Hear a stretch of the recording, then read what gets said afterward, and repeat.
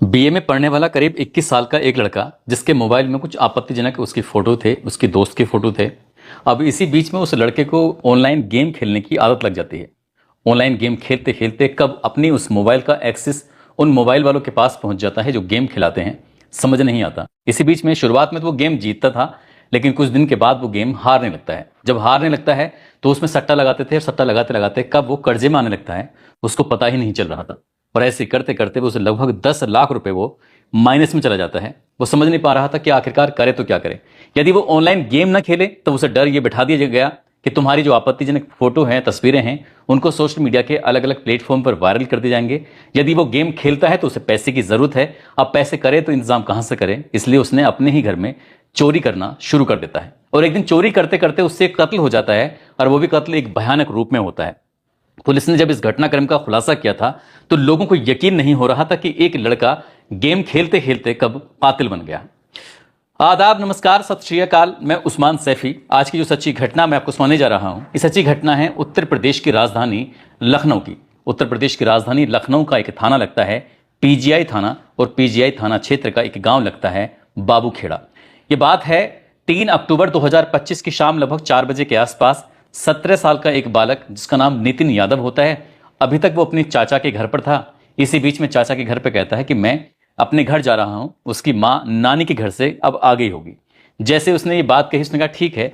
शाम के लगभग 4 बजे के आसपास का वक्त था। घर के अंदर जब उसने प्रवेश किया तो दरवाजा खुला हुआ है। अंदर जाता है तो अंदर जाने के बाद जो उसने दृश्य अपनी आंखों से देखा था उसको यकीन नहीं हो रहा था। घर का आंगन है और घर का जो बरामदा है उसके बीच में उसकी माँ की लाश पड़ी हुई थी, जो खून से लथपथ पड़ी हुई थी। उसकी नज़र दीवारों पे पहुंचती है तो दीवार पर भी जो खून था वो फैला हुआ था, और चारों तरफ इधर से उधर न केवल खून फैला हुआ था बल्कि पास में ही गैस का सिलेंडर रखा हुआ है, उस सिलेंडर पे भी खून के धब्बे लगे हुए थे। उसकी चीखें निकलने लगती हैं, और जैसे वो चीखता है, चिल्लाता है, पास में ही उसके चाचा का घर होता है। वो भी अचानक से वहां से दौड़ते हुए आते हैं और आसपास के घरों तक भी आवाज़ पहुंच जाती है। तो आसपास के घर के लोग भी आ जाते हैं। आकर देखते क्या है कि घर का सामान है जो इधर उधर फैला हुआ है। अलमारी है, खुली हुई है। उसे देखकर ऐसा लग रहा था जैसे कि बदमाशों ने घर के अंदर प्रवेश किया, उसके बाद फिर लूटपाट करने की कोशिश की। और इस महिला ने, जिसका नाम रेणु यादव है, उम्र लगभग 45 साल के आसपास है, विरोध करने की कोशिश की तो बदमाशों ने इसको मार दिया है। बस इसके बाद ही बात सूचना पुलिस तक दी जाती है, और पुलिस के साथ साथ ही जो इस घर का मालिक होता है, इसका नाम राकेश यादव होता है, उस तक भी सूचना दी जाती है। वो डेयरी चलाकर अपने परिवार का भरण पोषण करता है और फिलहाल अपने पशुओं को चराने के लिए लेके गया हुआ था। और जैसे उस तक ये खबर पहुंचती है तो जो घर आता है तो उसका रो रो कर बुरा हाल हो जाता है। अब इस बीच में पुलिस मौके पर पहुंच जाती है, चाहे वो इलाके के डीसीपी हो या थानेदार हो, फॉरेंसिक टीम हो या और अन्य कई टीमें थी। जब मौके पर आती हैं, आने के बाद वो जांच पड़ताल में जुट जाती हैं। उससे कहा जाता है कि तुम एक तहरीर दो बनाकर, और जो भी तुम्हारा सामान गया हुआ है, ताकि हम पुलिस आगे की कार्रवाई कर सकें। जैसे थाने में तहरीर दी जाती है, तहरीर के माध्यम से बताया जाता है कि घर में लगभग 40,000 रुपये या 50,000 रुपये की उसके पास रकम रखी हुई थी नकदी। साथ ही जो उसकी पत्नी के और बाकी जो जेवरात रखे हुए थे, लगभग 7 या 8 लाख रुपए के जेवरात रहे होंगे, जो अब घर में नहीं है, यहां से गायब हो चुके हैं। यह बात सुनने के बाद आखिरकार पुलिस इस मामले की जांच पड़ताल में जुट जाती है, और जांच पड़ताल में जुटने के बाद उससे और पूछा जाता है कि घर में कौन कौन सदस्य हैं और क्या क्या करते हैं। तभी बताता है कि उसको 3 बेटे हैं। एक का नाम प्रीत यादव है, दूसरे बेटे का नाम निखिल यादव है, और तीसरे बेटे का नाम नितिन यादव है। प्रीत यादव और नितिन यादव तो मौके पर मौजूद थे, लेकिन जब निखिल यादव की जांच पड़ताल की जाती है, ढूंढा जाता है, तलाश किया जाता है, तो उसका कहीं अता पता नहीं चल रहा था और उसका नंबर स्विच ऑफ हो रहा था। आखिरकार पुलिस ने सीडीआर की मदद से ये जानने की कोशिश की तो उसने एक अपने दोस्त को लगभग 26 बार उसने फोन किया। 27वीं बार में जाकर फोन उठ जाता है, और उसी ने अपने मामा को भी फोन किया था। और इन दोनों से जब पुलिस ने बातचीत की तो इनसे ये पता चला कि घर में कुछ बदमाश घुसाए थे। उन्होंने घर में लूटपाट करने की कोशिश कर रहे थे। मां ने विरोध किया तो उन्होंने मां की हत्या कर दी। बस वो उनका पीछा कर रहा है, और पीछा करते करते बस वो उनके बहुत करीब तक पहुंच चुका है, और उसका उस वक्त में नंबर बंद हो जाता है। अब पुलिस उस लड़के यानी कि निखिल यादव की तलाश में जुट जाती है कि आखिरकार निखिल यादव कहां है, सुरक्षित है कि नहीं है। अब राकेश यादव जो उसका पिता होता है, वो उसका रो रो कर बुरा हाल था। अपनी पत्नी को देखता है और गायब हो गया उसके अपने बेटे को देखता है। कहता है कि साहब, मेरे बेटे का किसी ने अपहरण कर लिया है। उन बदमाशों को जितनी जल्दी हो सके आप ढूंढ दीजिए, तलाश कर दीजिए। अब यह घटनाक्रम पूरे इलाके में आग की तरफ फैल जाता है, लोगों में चर्चा का विषय बन जाता है। अब यह खबर अखबार में प्रकाशित हो जाती है और आसपास के जिलों तक भी खबर पहुंच जाती है। इसी बीच में फतेहपुर का रहने वाला एक लड़का अखबार पढ़ रहा था, और अखबार पढ़ते पढ़ते जब उसकी नजर अखबार पर पड़ी तो उसे यकीन नहीं हो रहा था। एक फोटो वो देखता है, फोटो देखने के बाद वो सोचने पर मजबूर हो जाता है कि आखिरकार मैं करूं तो क्या करूं। फतेहपुर का वो रहने वाला लड़का वो आसपास अपने कुछ लोगों से मशवरा लेता है, सलाह लेता है कि साहब मुझे क्या करना चाहिए, मेरी कुछ समझ में नहीं आ रहा है। तभी उसने लोगों ने मशवरा दिया कि तुम्हें पुलिस को फोन करना चाहिए, अपनी कहानी बतानी चाहिए। अब उसने पुलिस को संपर्क किया। संपर्क करने के बाद पुलिस से बताया कि साहब अब ये 3 अक्टूबर 2025 की शाम लगभग 5 या 6 बजे के आसपास का वक्त हो रहा था। वो चारबाग रेलवे स्टेशन पर था और चारबाग रेलवे स्टेशन पर वो अपनी ट्रेन का इंतजार कर रहा था। ट्रेन का इंतजार करते करते एक लड़के पर उसकी नजर पड़ जाती है। करीब 21 साल का एक लड़का होता है। वो रो रहा था, उसके पास जाता है, जाकर बैठ जाता है। पहले तो वो उसे पानी पिलाता है, उसके बाद उसके लिए कुछ खाने की चीज भी लेके आता है। वो खाते पीते हुए जब आराम से वो इत्मीनान से शांत हो जाता है, तब वो लड़का फतेहपुर का रहने वाला उस रेलवे स्टेशन पर रोते ही लड़के से पूछता है कि भाई तुम रो क्यों रहे हो, इतना परेशान क्यों हो, क्या दिक्कत है। वो कहता है कि भैया मेरे माता और मेरे पिता दोनों ही इस दुनिया में नहीं है, दोनों ही मर चुके हैं। मेरी बात समझ में नहीं आ रही कि मैं आखिरकार करूं तो क्या करूं। कई कई दिन ऐसे बीत जाते हैं जब रोटी हाथ भी नहीं आती, तो मैं बहुत ज्यादा परेशान हूं, दुखी हूं, काम कोई मुझे मिल नहीं रहा है, पढ़ाई लिखाई मेरी कुछ ज्यादा है नहीं।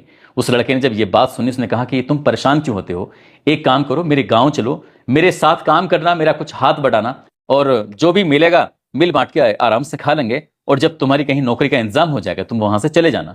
जब ये इस बात का ऑफर उस लड़के को दिया जाता है तो वो तैयार हो जाता है। उस लड़के को लेकर वो अपने घर आ जाता है, और घर उसके पास अभी आए हुए उसे 3 तारीख को लाया था, 4 और 5 की तारीख ही हुई थी अभी। अब उसने अखबार देखा, अखबार देखने के बाद उसे यकीन नहीं हो रहा था कि जिस फोटो को वो अखबार में देख रहा है वही लड़का तो उसके घर पर है। उसका वो मिलान कर रहा है, उसकी दाढ़ी, उसके बाल, उसके चेहरे मोहरे को देख रहा है। उसने अपने घर वालों को दिखाने की कोशिश की, तभी उसने पुलिस से संपर्क किया। तो पुलिस सूचना मिलने के बाद उसके फतेहपुर में गांव पहुंच जाती है। गांव जाने के बाद उस लड़के को जब पूछताछ के लिए हिरासत में लिया जाता है, क्योंकि वो वही लड़का था जिसको पुलिस कई दिन से तलाश कर रही थी, ढूंढ रही थी, उसका नंबर स्विच ऑफ आ रहा था। आखिरकार पुलिस ने जब उस लड़के को लेकर लखनऊ आती है, लखनऊ यानी पीजीआई थाने में लाती है, उससे बातचीत करती है, और बातचीत करने के बाद उससे पूछा जाता है कि जो भी कहानी है तुम अपने मुंह से बताओगी तो ज्यादा बेहतर होगा, सही सही कहानी होनी चाहिए। इधर उधर की बात करने की कोशिश की तो पुलिस तुमसे सच उगलवाने की भी तरकीब जानती है।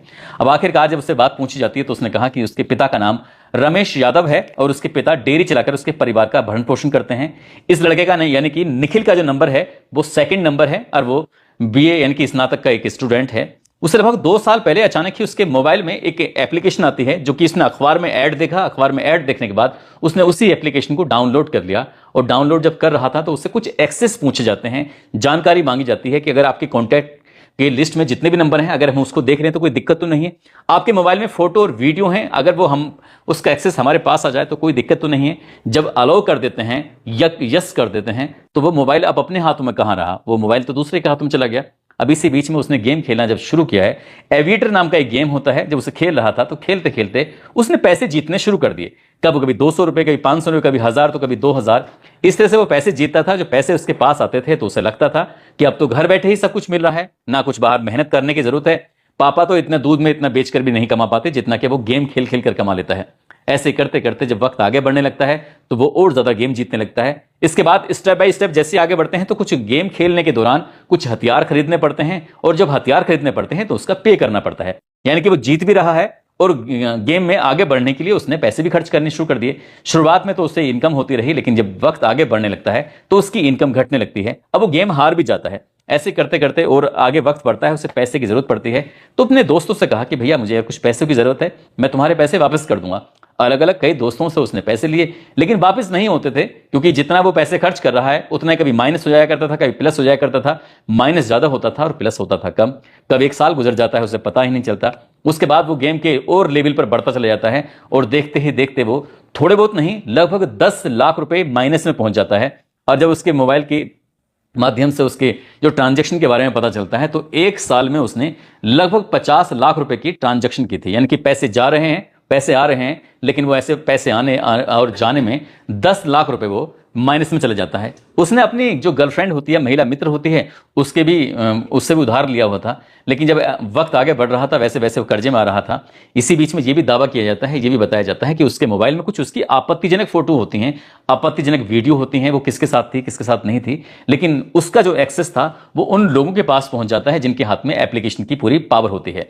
इसी बीच में उसको आदत पड़ जाती है लोन लेने की। तो कई ऐसी एप्लीकेशन हैं जैसे कि एम पॉकेट, राम फिनक्रॉप, साथ ही फ्लैश वॉलेट, ऐसी लगभग 6 एप्लीकेशन होती हैं जिनसे वो पैसे लगातार उधार ले रहा था, लेकिन उसका ब्याज दर जो होती है वो बहुत ज्यादा होती है।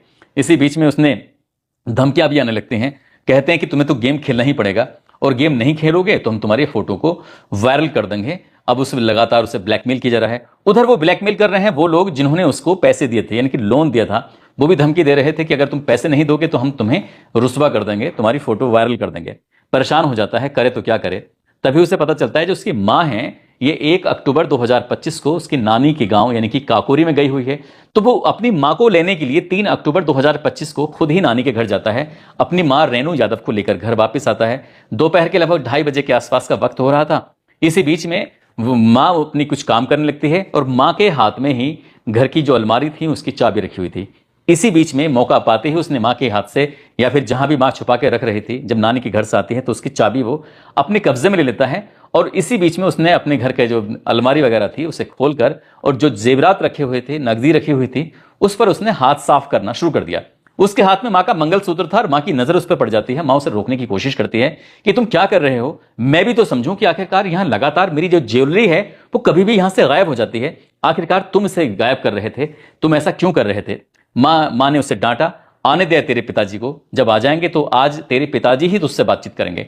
मां ने गुस्से में कुछ इसी लहजे में अपने बेटे से जब इस तरह की बात कही है, वहीं पास में ही एक पेचकस रखा हुआ था। लड़के को इस कदर गुस्सा आ जाता है कि वो अपनी मां के पास जाता है और मां के पास जाने के बाद एक अपनी मां की गर्दन पर वो वार कर रहा था। मां ने इस बीच में चीखने चिल्लाने की कोशिश की तो वो इतना शातिर था कि उसने टेलीविजन की आवाज को कुछ इतना तेज कर दिया कि आसपास के घरों तक मां के चीखने की आवाज तो नहीं आ रही थी, लेकिन टेलीविजन पर जो आवाजें आ रही थी वो जोर पड़ोस में पहुंच रही थी। और उसने मौका पाते ही मां की गर्दन पे भी कई बार उसने पेचकस से वार किया, मां के सीने में भी उसने कई बार पेचकस से वार किया और मां जमीन पर गिर जाती है। जो ब्लड के फव्वारे थे वो शरीर से निकलने लगते हैं, चाहे वो गर्दन से निकल रहे हो या सीने से निकल रहे हो। और जैसे ही मां जमीन पर गिर जाती है तो इतने पर भी वो नहीं थकता है, इतने भी उसके मन में डर नहीं बैठता कि आखिरकार वो कर क्या रहा है। घरेलू जो सिलेंडर होता है, गैस सिलेंडर, वो लगभग 15-20 किलो के आसपास तो उसका वजन होता ही। अगर गैस उसके अंदर है तो वो और भी ज्यादा होता है। उसने वो पूरी ताकत से उसे उठाया और पूरी ताकत से उठाने के बाद अपनी मां के ऊपर मारा, फिर उठाया उसने, फिर मारा, फिर उठाया, फिर मारा। इस तरह से 3 बार उसने अपनी मां को मारा। मां का तड़प तड़प के दम निकल जाता है, वो मर जाती है। जल्दी से वो अपना बैग पैक करता है, जो भी ज्वेलरी थी, जेवरात थे, उन्हें पैक करता है। और इस बीच में हवड़ तवड़ में बहुत सारा सामान जो था घर का वो इधर उधर फैल जाता है। उसके बाद वो अपने बैग, पिट्ठू बैग में रखता है। पिता की घर पर मोटरसाइकिल खड़ी हुई थी और मोटरसाइकिल को वो उठाता है। उठाने के बाद वो यहां से कैंट की तरफ जाता है। कैंट की तरफ जाने के बाद फिर वो चारबाग रेलवे स्टेशन की तरफ जाता है और एक जो स्टैंड होता है, स्टैंड पर जाकर अपनी बाइक को खड़ी कर देता है। इसी बीच में रेलवे स्टेशन पर जाने के बाद वो रोने की एक्टिंग कर रहा था और रोते रोते उस पर एक लड़के की नजर पड़ जाती है। उस लड़के ने उसे देखा और देखने के बाद उससे बातचीत हुई। उसने कहा कि मेरी ना माँ है, ना मेरे पिता है, ना मेरा घर में कोई है और मैं बहुत परेशान हूं, मुझे कुछ रहने सहने का कोई इंतजाम नहीं है, मैं आखिरकार करूं तो क्या करूं। कई बार तो ऐसा होता है कि फाके से जिंदगी गुजर रही है, कई बार तो रोटी भी हाथ नहीं आती है। उस लड़के को दया आ जाती है, उससे वो अपने साथ ले जाता है, लेकिन उसका फोटो अखबार में देखने के बाद सूचना पुलिस को जब दी जाती है तब ये कहानी लोगों के सामने आ जाती है।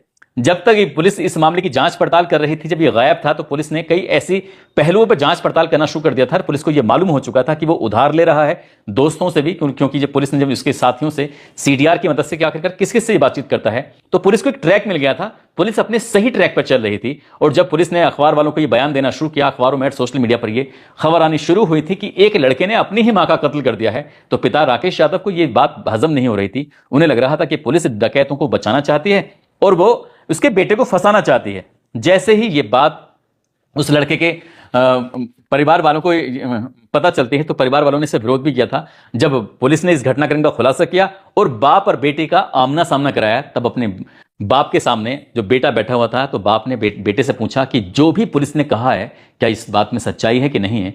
उसने रोते हुए तो बिल्कुल भी नहीं, उस पर बिल्कुल चेहरे पे शिकन भी नहीं थी। उसने कहा पिताजी, पुलिस बिल्कुल सही कह रही है, जो भी है यही सच है। बस इतना सुनना था। पिता को इतना गुस्सा आता है, पिता जोर जोर से चीखता है, चिल्लाता है, चिल्लाते हुए कहता है कि मैं कानून से मांग करता हूं कि मेरे बेटे को फांसी के फंदे पर तब तक लटका के रखा जाए जब तक ये मर ना जाए। मुझे ऐसे बेटे की बिल्कुल भी जरूरत नहीं है।